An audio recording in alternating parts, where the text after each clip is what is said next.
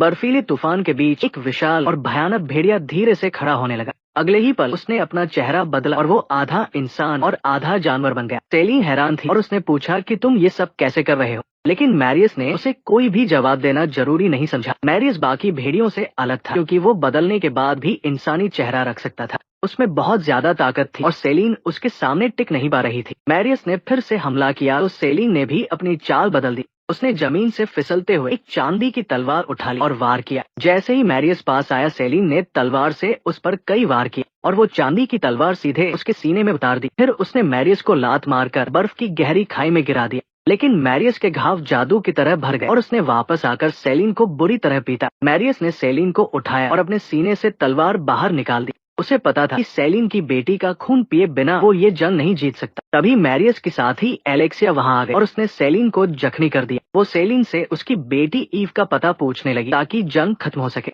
Salient ने साफ कह दिया कि उसे अपनी बेटी के बारे में कुछ नहीं पता। मैरियस ने एलेक्सिया से कहा कि वो सेलिन का खून पीकर उसकी यादें देखे। खून पीने के बाद उन्हें पता चला कि सेलिन सच में अपनी बेटी के बारे में नहीं जानती। मैरियस को बहुत गुस्सा आया और उसने सेलिन को गोली मार दी। इतनी मेहनत करने के बाद भी उन्हें कुछ हासिल नहीं हुआ तो वो चिल्लाने लगा। उसने अपने सभी भेड़िया साथियों को वापस बुला लिया ताकि वो अपनी ताकत बचा सके। दुश्मन की सेना अब वहां से पीछे हटने लगी थी। मैरियस ने एलेक्सिया को बताया कि उसके पास अब ज्यादा वक्त नहीं बचा है। वो अपनी ताकत बढ़ाने के लिए एक खास दवाई का इस्तेमाल कर रहा था। वो दवाई अब खत्म होने वाली थी और बिना खून के वो कमजोर पड़ जाएगा। अगर उसे वो खास खून नहीं मिला तो वो वैम्पायर से कभी नहीं जीत पाएगा। इसलिए उसने फैसला किया कि वो बची हुई ताकत के साथ तुरंत हमला करेगा। घायल सेलिन को अचानक एक पुरानी बात याद आने लगी। उसने अपनी आखिरी ताकत लगाकर बर्फ तोड़ी और ठंडे पानी में कूद गए। मैरियस को लगा कि सेलिन मर चुकी है, इसलिए वो वहां से चला गया। डेविड ने सेलिन के शरीर को ढूंढा और उसे सुरक्षित जगह पर ले आया। लीना ने सेलिन को सफेद कपड़े में लपेटा और उसे ठीक करने की रस्म शुरू। उम्मीद थी कि सेलिन इस दुनिया से गुजरकर और ताकतवर होकर लौटेगी।